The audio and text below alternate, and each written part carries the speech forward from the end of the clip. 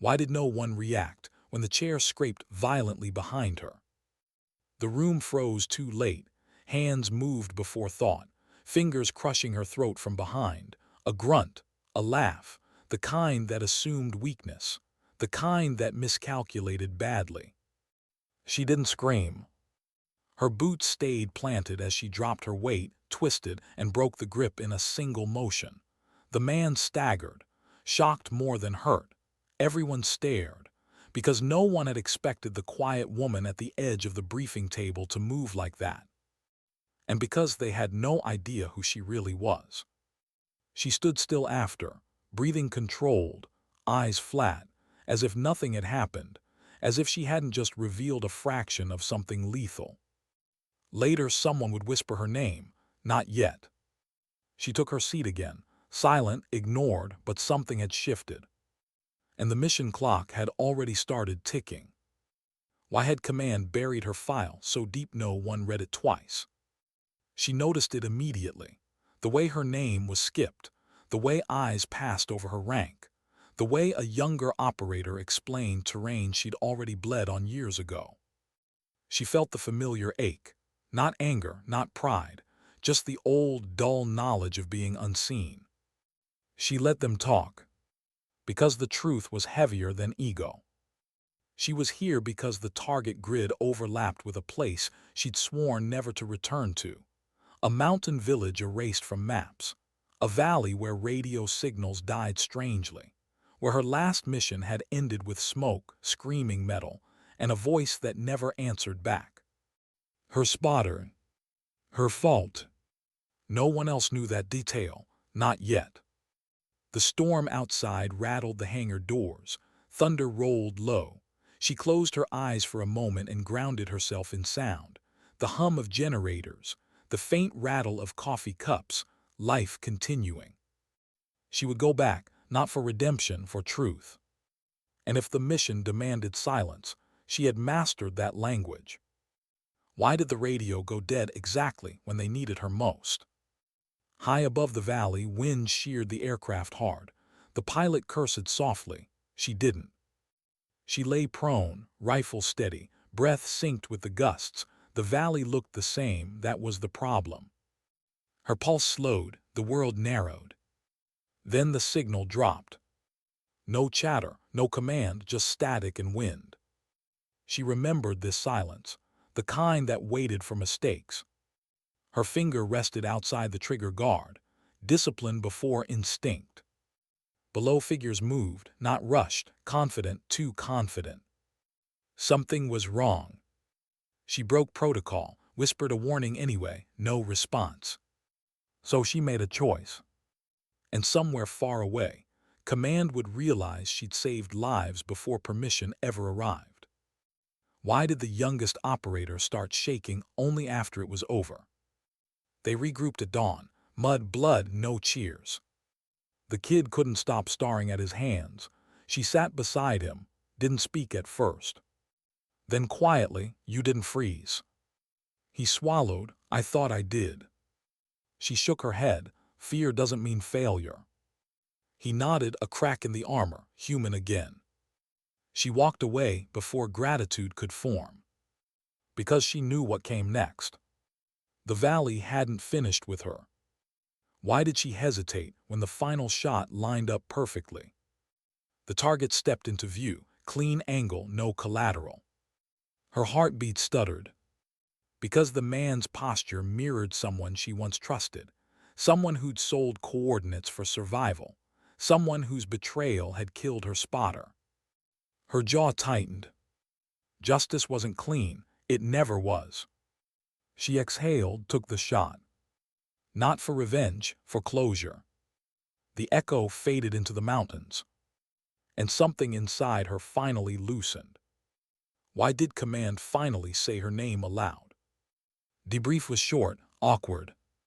No applause, just facts, adjusted tone, respect earned too late. A colonel cleared his throat.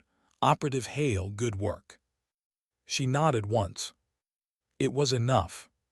She packed quietly, as always. Outside, the storm had passed. Why did she return to the valley one last time, alone. No rifle, no team. Just boots on dirt, a marker where no grave existed. She knelt, touched the ground. "I came back," she whispered, "like I promised." The wind answered softly. And why did silence follow her home? Because some strength doesn't announce itself. It endures. It waits. It acts. Sometimes dignity doesn't speak. It simply acts. And long after the noise fades, that's what remains. Why did her fingers pause over the mission tablet when everyone else had already moved on? The room was still loud with chairs scraping back, boots thudding, voices overlapping with the easy confidence of men who believed they already understood the mission. She stayed seated for half a second longer. Just half. Long enough to notice the small things others missed.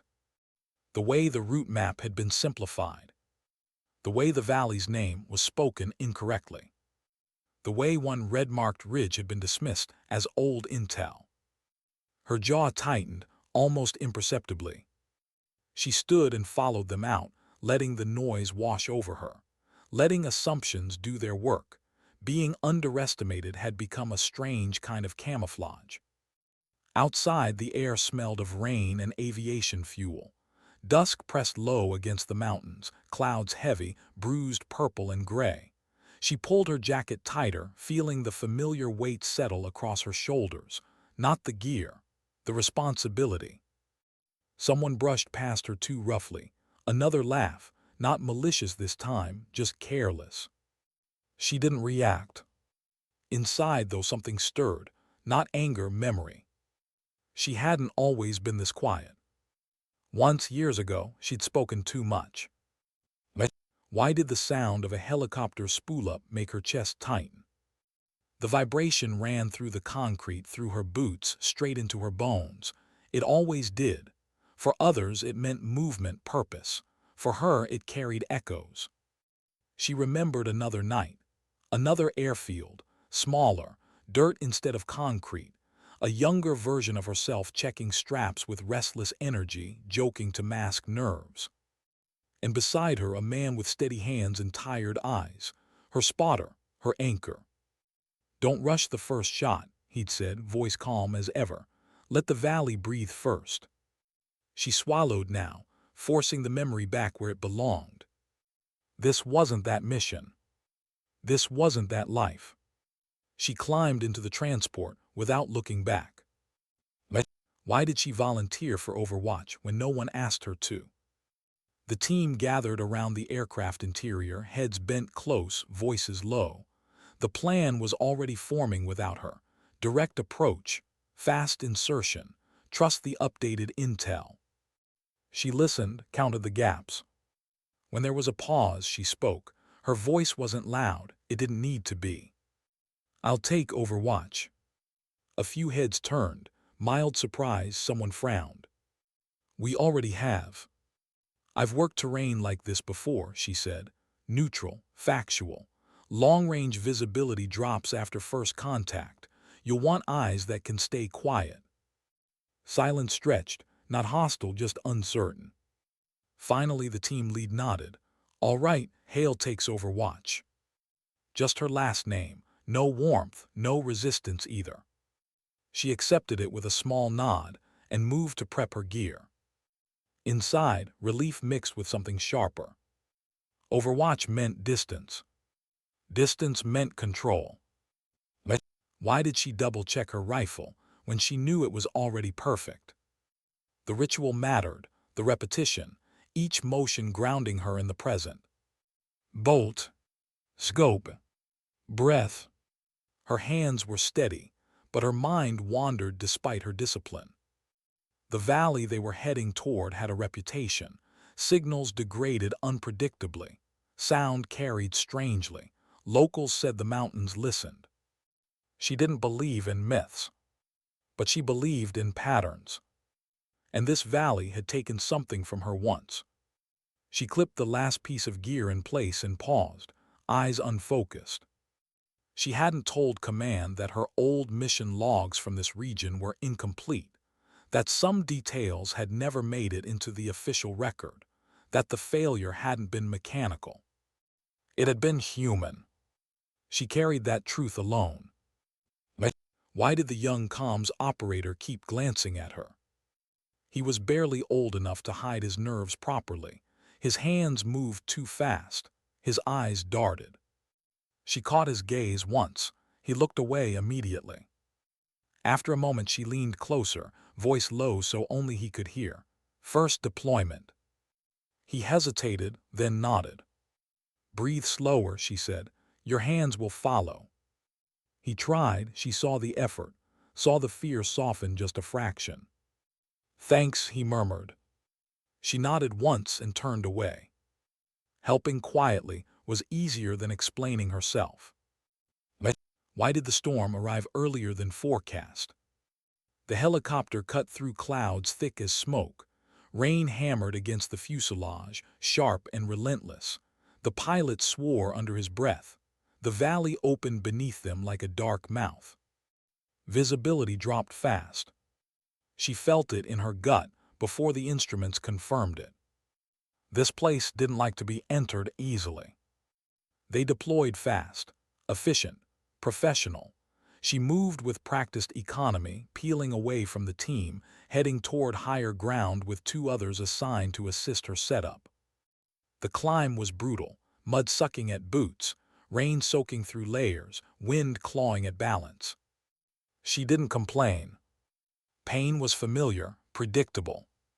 But why did the ridge look wrong when they finally reached it? She scanned immediately, heart rate controlled, eyes sharp. The map said one thing, reality said another. Tree lines were denser, the slope steeper, angles tighter. She adjusted without comment, repositioning her team a few meters left, then lower. It wasn't dramatic, just necessary. The others followed her lead instinctively, trust forming without words. She set up prone, body molding to the ground. Rain streaked across her scope. She adjusted again. Below the valley breathed. Lights flickered where they shouldn't, too disciplined, too symmetrical. Movement, she whispered into comms. The response came back crackled but clear. Copy. For now. But why did the silence after first contact feel heavier than gunfire? It happened fast, too fast. A flash, a shout, then everything fractured. Radio chatter spiked, then vanished. Her headset filled with static. She froze for exactly one heartbeat. Then training took over. She scanned, identified, adjusted. Shots rang out below, muffled by rain and terrain. She tracked movement, sending silent corrections through hand signals to the operators nearest her. One of them flinched when a round snapped past too close. She didn't look at him. She didn't need to. She fired once. Clean. The figure dropped from view. She waited, counted, breathed. No follow-up movement. But the radio stayed dead. Her jaw clenched. This was the part no one planned for. But why did she break protocol without hesitation? She tapped the comm again, static. Again, nothing. She thought of her spotter, the last time silence had stretched like this, the moment when waiting for permission had cost lives. Not again. She keyed the emergency channel, spoke calmly, precisely, as if command could hear her clearly. Overwatch repositioning, enemy numbers underestimated, proceed with caution. Then she moved. Rain soaked her completely as she crawled to a new angle, mud smearing her cheek, scope fogging briefly before she wiped it clear. She spotted two more figures advancing from a blind spot the team below wouldn't see in time. Her breath slowed. 2 shots, controlled, final. She didn't feel triumph, only relief. But why did her hands start shaking only after the danger passed? When the firing finally died down, the valley seemed to exhale. Rain softened, wind eased. Her hands trembled just slightly as she lowered the rifle. She hated that part, the delayed response, the body catching up to the mind. She pressed her forehead briefly into the dirt, grounding herself, counting breaths. 1, 2, 3. The radio crackled suddenly, weak but alive. "Hale, we hear you now." She closed her eyes for a fraction of a second. "Copy," she replied, voice steady again. "Status." They answered, alive, shaken, moving. She stayed overwatch until extraction, eyes never leaving the valley. As they lifted out, rain thinning into mist, she allowed herself one last look down. The mountains watched back, silent, unmoved. She knew then this mission wasn't finished. Not for her. And whatever the valley still held, it remembered her too. Why did the shadow move before the rest of the team even realized it was there? She saw it first, a flicker against the rocks almost invisible in the mist. Most would have assumed it was a trick of the rain, a stain on the terrain. But she knew better. Years of watching, waiting, listening taught her that the smallest movement could carry the heaviest threat. Her pulse slowed, not from fear, never from fear, but from anticipation. She had learned to feel danger in the bones before it became obvious to the eyes. Her finger hovered lightly on the trigger, breath measured, body taut. 2:00, 50 meters, she whispered into the calm, eyes narrowing. No one spoke back. Static. The storm had finally drowned the radios as if the valley itself wanted to isolate them. She didn't flinch, because waiting was its own kind of warfare. Why did the youngest operator look like he might throw up at the sight of the first enemy? He had barely seen real combat, not like this, not like her. She had carried that fear before, buried it beneath discipline and silent fury. Now she watched him wrestle with it openly, hands trembling, teeth grinding. She slid beside him, crouching low in the mud and rain. "Focus on the angles," she murmured. "Ignore the noise, eyes only." He nodded, but his breath hitched. She didn't reach for his shoulder. Not yet. Some lessons had to be learned in motion. The enemy advanced, methodical and cruelly patient. They moved through the fog like ghosts, unaware, or perhaps overconfident. Overconfidence was dangerous. She knew that feeling too well. She pressed the scope against her eye, sight lined, target identified. She squeezed once. The figure fell. The boy swallowed hard, shaking. His relief was raw, but it wasn't enough to save him from the reality they still faced. Why did she hesitate when the second figure emerged, moving differently from the first? It wasn't hesitation born of fear. It was recognition. The posture, the cautious steps, the rhythm of movement, it reminded her of someone she had once trusted, someone who had disappeared in the chaos of betrayal years ago.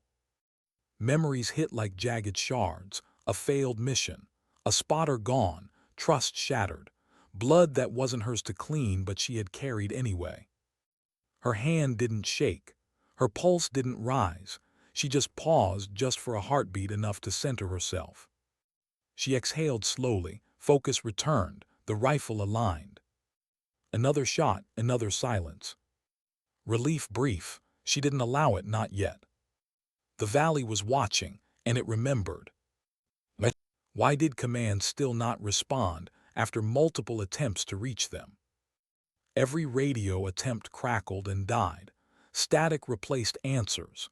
She had known this valley could isolate communications, but she hadn't expected it to be so complete. The team below relied on her. Their survival depended on it. She felt the weight of responsibility press into her shoulders. It was not fear, it was gravity, a tether to every life around her, every choice she had ever made. She adjusted her position again, slipping over slick rocks, rainwater pooling around her boots. Her mind replayed old training, old missions, old mistakes.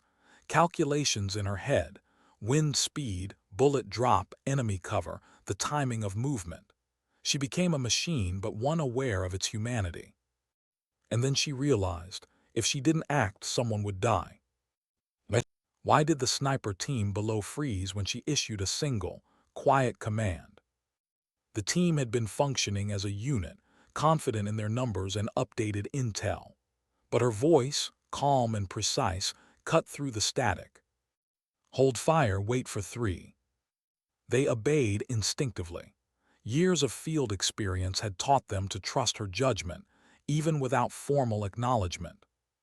3 seconds later, the enemy moved as she predicted. Another figure, another shot. The valley exhaled again, unnoticed by those far above. The rain softened slightly, almost imperceptibly, as if granting her a momentary reprieve. She didn't breathe, not yet. Why did the sight of the wounded operator make her chest tighten? He had taken a minor hit to the shoulder, nothing life-threatening, but enough to shake him, enough to remind her how fragile life could be. She saw the fear in his eyes, mirrored her own memories of being young and untested, terrified and isolated. She moved beside him, whispering instructions, dressing wounds, stabilizing, correcting posture, every motion calm, precise, professional, necessary. She didn't allow herself to think about what would happen if she failed. She couldn't. Her own pulse surged briefly. She hated that, but it reminded her she was alive, that she still cared, that she still had purpose. Why did she allow herself one moment of anger after the firefight? The enemy had retreated. Communications were restored. The team was safe.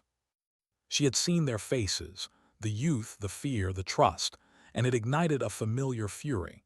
Not blind rage, a controlled, focused anger that sharpened every thought and movement.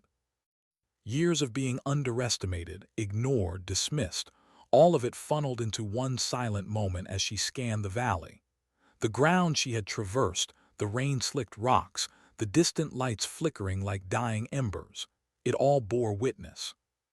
Her jaw clenched, lips pressed into a thin line, silent acknowledgement she would not fail again. Why did she finally lower her rifle and exhale fully only when the extraction bird appeared?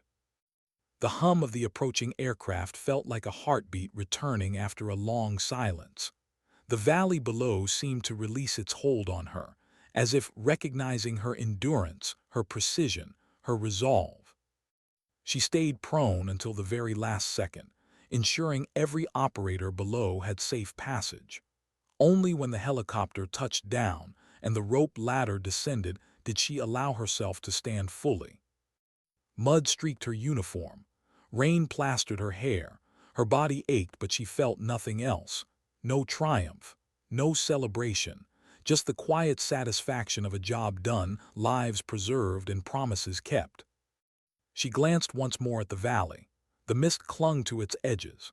Shadows moved behind trees, fleeting and indistinct. She knew the silence would follow them home, the memory of the storm, the echoes of shots fired and lives saved. And somewhere deep, the part of her that had lost someone here long ago smiled faintly. Closure was not joy, but it was enough. Because sometimes strength doesn't roar. It waits. It endures. It acts. The valley remembered her. She remembered it too. Why did the morning feel heavier than the stormy night they had just survived? The extraction helicopter had vanished over the misty ridge, leaving only a low hum in the distance. She stayed crouched, boots sinking into mud, rainwater dripping from her jacket. The valley had exhaled, but she hadn't. Her eyes scanned the horizon, tracing the edges of shadows, listening for the subtle hum of movement that might indicate danger. The team was safe, technically, all accounted for, but safety was a relative term here. In this place the mountains remembered, and she had learned to listen.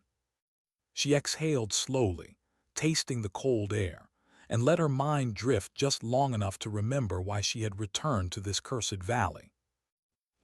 Why had she not told anyone about the messages she had found years ago? The files had been buried in classified archives, forgotten, ignored, overlooked by everyone but her. Coordinates, cryptic notes, a small name repeated several times.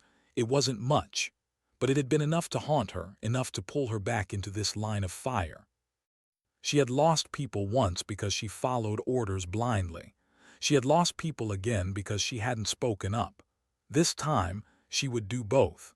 She would follow her instincts and speak only when necessary. The younger operator glanced at her, trying to measure her expression. She didn't give him the satisfaction. Her face was unreadable, calm, precise, an operative fully aware of her purpose, even if others couldn't see it yet. But why did the ridge feel like it was closing in on her? She climbed carefully, every movement deliberate. Rain had turned dirt into slippery clay. Wind whipped across the slopes, tearing at her uniform. Yet she felt nothing but focus. Every rock, every fallen branch, every whisper of movement mattered. Her eyes caught a flash of red near a boulder. Enemy patrol. Not many, but enough to be dangerous. She signaled silently to her small Overwatch team, ensuring they were ready. Her heart didn't race. Her mind didn't flinch. But the memory of her spotter from years ago gone too soon flared briefly in her chest. She tightened her jaw, pressing that ache down, converting it into precision.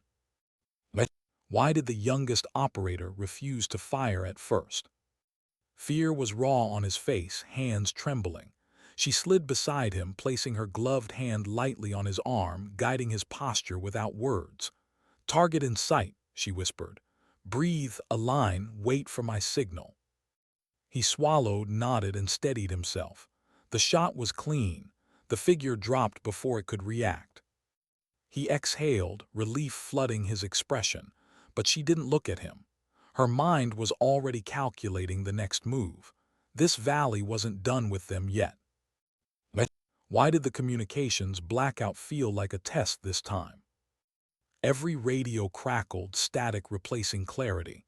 Command couldn't advise, couldn't guide. She didn't panic. She never did. She had learned the value of operating alone, of trusting instincts over orders when necessary. She repositioned her team, signaling silently, her eyes scanning the terrain like a hawk. Two figures moved through the mist, approaching an unexpected ridge. Her scope tracked them with perfect clarity. One shot. Another. The valley was quiet again. Her pulse didn't quicken, but she felt the weight of each breath, each heartbeat, each life relying on her decisions. But why did the rain begin to feel like it carried warnings?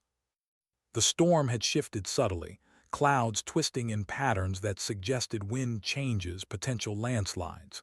She repositioned, adjusting for angles and line of sight. The mud clung to her boots, cold and relentless. A distant rumble echoed from the ridge above, a rockslide triggered by the shifting storm. She calculated the trajectory. She moved her team just enough to avoid disaster. One operator gave her a questioning look. She shook her head subtly. "Don't worry about it, eyes forward." Her silence was a shield, her decisions a quiet safety net. But why did the memories of betrayal surface at the worst possible moment? A shadow emerged briefly between the mist and the rocks, moving differently than the others. Her pulse stuttered, not from fear but recognition. The posture, the movement, the confidence, it mirrored someone she had once trusted, someone who had vanished when it mattered most. She pressed herself into the mud, scope raised, mind slicing through the fog of memory and present danger simultaneously. A clean shot, target down, no hesitation, but the memory lingered, clawing at her consciousness. She breathed slowly. Pain and anger simmered quietly under her disciplined exterior. She would not allow them to compromise this mission. Not again. But why did she finally allow herself a whisper of emotion? The valley was quiet again. Operators were safe. Radios were returning. She remained in position, scanning, ensuring no threats remained. Her body ached. Rain plastered her hair and jacket. Mud was everywhere, every muscle screamed. And yet she felt a small flicker of something unexpected, relief maybe, or pride, though she would never admit it aloud. She thought of the ones she had lost here before, of the mistakes she had made, and of the promises she had silently renewed with every calculated move. The mist clung to the mountains like a protective shroud. The rain softened, and the valley seemed to breathe. She finally lowered her rifle and allowed herself a small, measured exhale. Strength she knew wasn't loud. It was silent, patient, resilient. And as the extraction approached once more, cutting through the mist like a beacon of hope, she understood this fully. Some missions weren't just about surviving the storm. They were about standing in it, enduring it, and acting when no one else could. The valley remembered her. She remembered it. And somewhere deep she realized enduring could be its own form of redemption. Why did the sound of footsteps echo differently in the valley this time? She noticed it immediately, though no one else seemed to care. Rain had slowed to a drizzle, leaving puddles that reflected the gray sky. The mud sucked at her boots as she moved forward, scanning every shadow, every fold of terrain. The valley seemed quieter, almost expectant, as if it were holding its breath, waiting for what would come next. Her heart didn't race. Her mind, though, was alert, slicing through possibilities like a sharpened blade. Enemy patrols were unpredictable here. Patterns were deceptive. And this was personal. She remembered why she was back, not just for the mission, but for a promise she had made to herself long ago. A promise that failure wouldn't define her, that the ghosts of past mistakes wouldn't dictate her future. But why did the youngest operator hesitate again, despite surviving the first engagement? Fear lingered in his eyes like a shadow he couldn't shake. Hands unsteady, teeth clenched, adrenaline spiking and ebbing unevenly. She crouched beside him, careful not to make a sound. "Focus on your breathing," she said, low, precise. "It's the only control you have right now." He nodded, swallowing the lump in his throat. She had been there once on her first deployment, a rookie lost in the fog of expectations, trying to convince herself she was ready. Only she hadn't had anyone to whisper guidance, to steady the trembling body with calm certainty. Now she had him, and that tiny responsibility, though not part of the mission, weighed heavily on her. But why did the valley seem alive, almost mocking them? Every ridge, every boulder, every slant of mist carried an unspoken warning, signals that told her subtly that the enemy had adapted, or perhaps that they had always been prepared. Every movement had to be calculated, every decision weighed against potential disaster. She moved silently to a higher vantage point, scope up. Rain streaked her visor, blurring edges. Her breathing synchronized with the wind, each exhale measured, deliberate. Below she spotted movement, too coordinated, too precise to be local militia. Someone was leading them, someone trained, a professional. Her pulse didn't rise, but her mind raced, weighing options, calculating outcomes. But why did the memory of betrayal burn sharper now than ever before? One of the enemy operatives paused, shifting just slightly, and it brought back the face of someone she had trusted, someone who had vanished in her first mission here years ago, leaving chaos in their wake. The pattern of movement, the confident way they scanned terrain, it was almost a mirror. She pressed herself into cover, scope raised, hand steady. This wasn't personal. It couldn't be. But a small part of her soul recognized the shadow, and that recognition, subtle and fleeting, added another layer of vigilance to her already heightened awareness. Her fingers tightened on the rifle, reminding herself of the mission, the team below, the responsibility weighing on her shoulders. But why did the communications blackout stretch longer than before? Every radio attempt fizzled into static. Command's voice was absent, leaving her alone with her instincts, alone with the rain, the mud, the enemy, and her own thoughts. She repositioned herself carefully, calculating angles, predicting enemy movements. One slip, one hesitation, and the team's lives could be forfeit. She remembered every mistake she had ever made, every lesson painfully earned, and applied them silently. She signaled the Overwatch team below, hands precise, movements subtle. Every gesture had purpose. Every motion was life-saving. But why did she feel the faintest twinge of doubt, as the second wave of enemies approached. Not fear, never fear, doubt. The question of whether she could protect everyone, whether her choices were enough, whether her instincts would carry through one more time. She exhaled, letting the doubt pass through her like water, leaving only focus. The valley was unforgiving. There was no room for hesitation, only calculated action. A brief glance at the young operator revealed his growing confidence. He moved now with less fear, guided by her calm example. That small victory was almost enough to steady the doubt, but not completely. Why did she take the extra moment to adjust her scope before the decisive shot? A figure emerged briefly through the fog. One clean line of sight, one chance. Her finger hovered over the trigger. She felt the weight of every life in that valley, every past mission, every choice that had led her here. Her mind raced. Angle, distance, wind, timing, every calculation precise. One mistake meant failure. One success could mean closure. She squeezed the trigger. The shot was perfect, silent, deadly, controlled. The valley exhaled again, but she didn't move. She stayed prone, scanning, ensuring no other threat remained. Why did relief feel like guilt as the storm cleared? The team regrouped. Radios returned. Extraction was incoming. Operators alive, shaken but functional. And yet the memory of those she had lost here years ago, the faces of mistakes never corrected, the trust betrayed, clung to her like a second skin.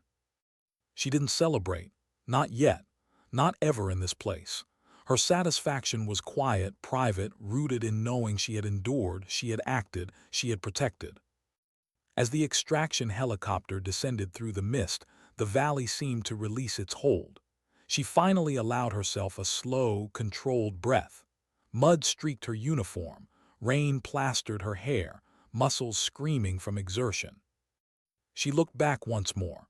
The mist clung to the mountains like memory itself, softening the jagged edges of the past. She knew this mission was a step toward redemption, not loud, not celebrated, just endured, just acted. Because sometimes strength doesn't roar. It waits. It perseveres. It acts.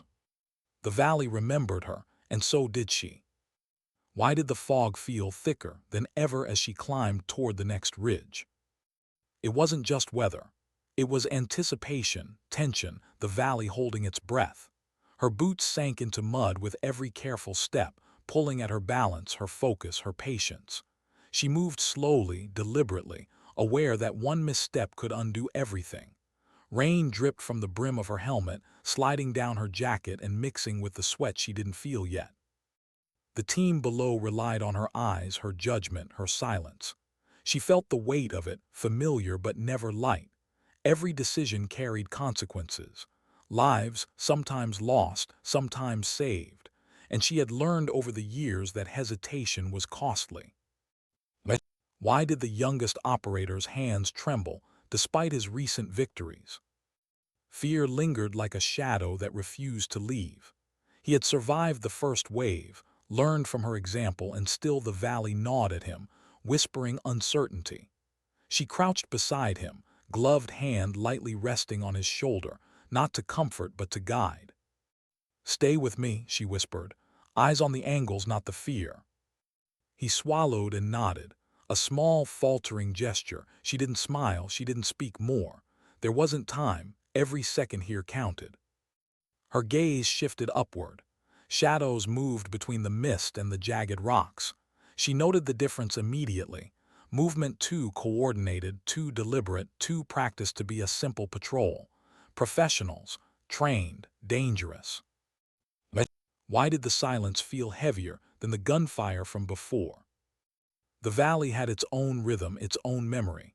Each ridge, each rock, each puddle reflected sound differently.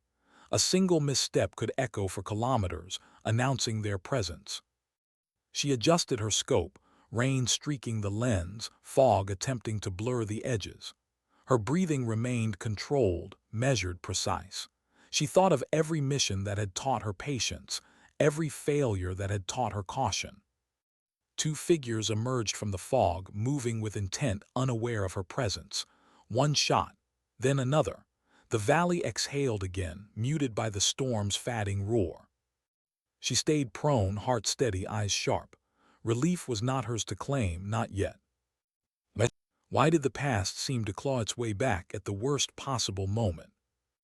The second figure's posture triggered something deep within her memory, a betrayal long buried, a trust once given freely and ripped away. A spotter lost, a mission failed, a lesson learned in blood and silence. She pressed herself closer to the ground, scope raised, mind razor-sharp. This was not personal, she told herself. Yet recognition tugged at her instincts, sharpening them, focusing her with an intensity that bordered on obsession. The shot rang out, precise and silent. Another figure removed from the equation. The fog seemed to shift around her as if acknowledging her presence, her skill, her persistence. But why did the communications blackout test her patience more than her fear? Every attempt to contact command ended in static, the familiar hiss of isolation. Alone in this valley, she had to trust her instincts entirely. Her team below depended on her. She calculated angles, predicted movement, and directed operators with silent gestures, hands precise, motions subtle, every movement life-saving. She considered the worst-case scenarios, running through contingencies in her head. She would not allow hesitation to dictate the outcome. Not now, not ever. But why did the rain suddenly feel like an enemy itself? Clouds shifted above the ridges, wind picking up, turning the drizzle into stinging sheets. Mud threatened every step. Visibility dropped. Yet she moved forward, adjusting her angle, her line of sight, calculating every possibility. A rockslide rumbled above them, triggered by shifting earth and the storm. She repositioned her team just enough to avoid disaster, every motion precise, every decision silent but vital. The youngest operator watched her in awe, realizing the depth of her skill. She didn't acknowledge him. She didn't need to. They were here to survive, not to idolize. But why did she allow herself a brief flicker of anger as the storm eased? The enemy had retreated, the radios returned, operators safe. And yet, anger simmered inside her, a controlled, precise anger. Years of being underestimated, dismissed, ignored had taught her to channel it into action rather than words. She scanned the valley one last time, rain softening, mist clinging to the mountains. Every ridge, every shadow, every sound remembered her presence. She had endured, she had acted, she had protected, and the valley would not forget. But why did the extraction's arrival feel both like relief and a betrayal? The helicopter appeared through the mist, cutting across the gray sky, rotors humming like a heartbeat returning after a long pause. She stayed prone until the last possible moment, ensuring every operator below had clear passage. Mud streaked her uniform, rain plastered her hair, every muscle screamed, and yet she felt nothing but quiet resolve. No triumph, no celebration, just the weight of duty, the responsibility fulfilled, the ghosts of past mistakes reconciled through action. She looked down one last time at the valley, mist curling around the ridges like smoke from a memory. Strength, she realized, was not loud, it was patient, enduring, silent. The valley remembered her, and she remembered it. Sometimes, acting quietly is the only justice the world allows.